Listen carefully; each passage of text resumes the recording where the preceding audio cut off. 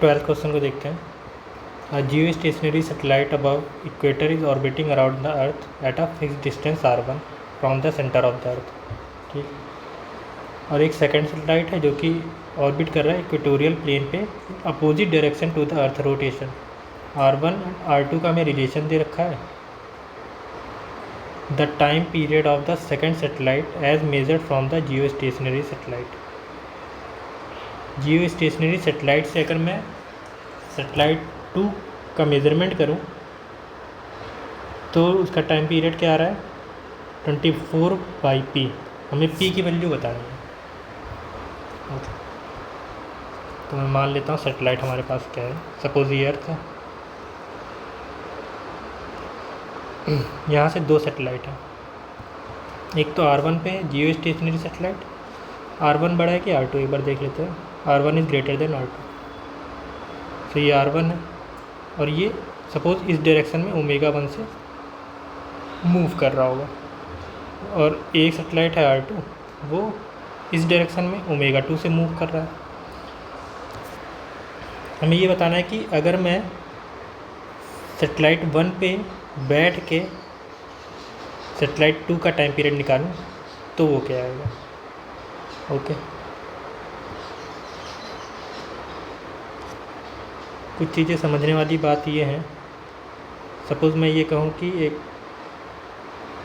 ठीक यहाँ पर सैटेलाइट 1 और सैटेलाइट 2, ये सैटेलाइट 1 है, ये सैटेलाइट 2 है। ये दोनों यहाँ से स्टार्टिंग पॉइंट है। सपोज़ यहाँ से मूव करना वो चालू किए। अगर मैं एंगुलर डिस्प्लेसमेंट की ही बात करूँ, अभी जो ये दूरी है इसको रहने देते हैं, सिर्फ एंगुलर डिस्प्लेसमेंट की बात करते हैं। फिर एंगुलर डिस्टेंस ही कितना ट्रैवल करेंगे।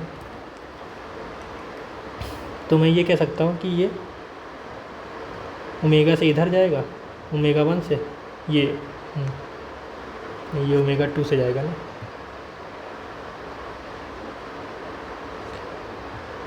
ये जाएगा इस डायरेक्शन में ω1 से, ये जाएगा ω2 से।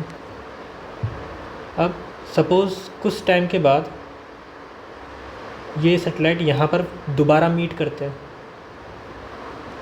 तो यहाँ पर मीट करेगा,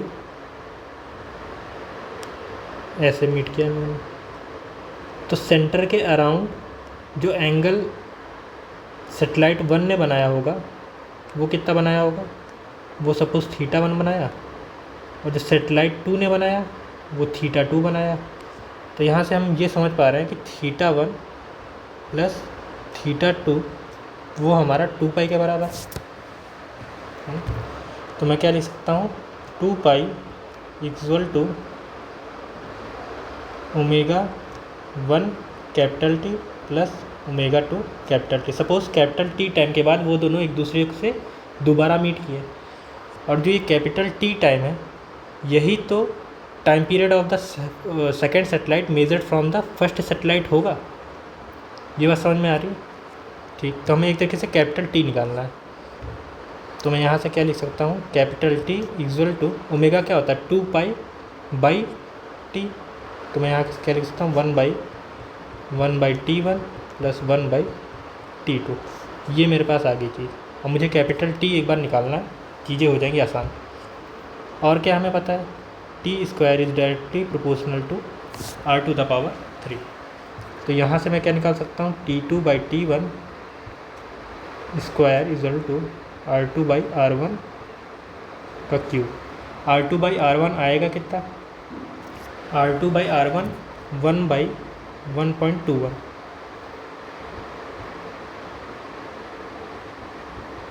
ऐसे लिख सकता हूँ इसको। तो यहाँ से T2 जो मेरा आया वो आया T1 10/11 इसका क्यूब, ये आ गया। अब मैं ये जो T2 की वैल्यू है इसको उठा के यहाँ पर डाल दूँ। जब मैं यहाँ पर पुट करूँगा इसको तो जो T आएगा वो क्या आएगा T1। फिर मैं ठीक है पूरा एक बार लिख देता हूँ तो थोड़ा आसानी होगी। तो 1/T2, तो 1/T2 क्या आएगा 1/T1 11/10 इसका क्यूब हो जाएगा।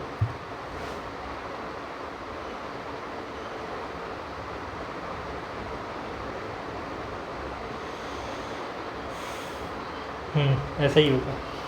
ठीक, तो यहाँ से अगर मैं और सिंप्लीफाई करके लिखूँ तो T1 ऊपर आ जाएगा, यहाँ पर क्या आएगा 10 का क्यूब प्लस 11 का क्यूब अपॉन 10 का क्यूब, यही तो हमारा P है और इसे ही हमें निकालना है, स्मॉल p है। ठीक है, स्मॉल p। अब बस हमें P निकालना है, तो P हम लोग निकाल लेते हैं। अच्छा, ये T1 है ना, T1 ऊपर जाएगा और हमें ये पता है कि जियो स्टेशनरी सेटेलाइट अर्थ के साथ मूव करती है, तो T1 क्या होगा 24। तो ये मतलब ये हमारा P है। अब बस P निकालना है। तो a cube plus B cube, ये क्या होता है a प्लस बी, तो ये हो जाएगा 21 into A square plus B square minus A square plus B square minus A B upon ये, तो ये हो जाएगा 21 इंटू, इसको इससे माइनस करेंगे तो क्या बचेगा हमारे पास 11 बचेगा, तो 111 अब इसको हम लोग एक बार कैलकुलेट कर लेते हैं।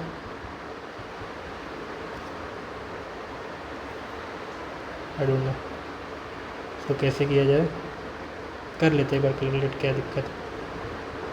2 2 2 तो ये आ जाएगा 1 3 3 2 2 3 3 1, तो यहाँ से हमारा P आ जाएगा। P क्या आएगा 2.331। ठीक, तो हमारा जो करेक्ट P की वैल्यू है 2.331, कहीं है, हाँ ये है ना 2.331। ये तो कैसे अच्छा सवाल था, बस यहाँ कैलकुलेशन मिस्टेक नहीं होनी चाहिए, क्योंकि यहाँ बहुत से टर्म ऐसे हैं कि कहीं भी मिस्टेक हुई तो दिक्कत होने वाली बात है। यहाँ ऊपर नीचे हुआ, फिर यहाँ पर हमें 1/t पुट करना है। अच्छा सवाल था।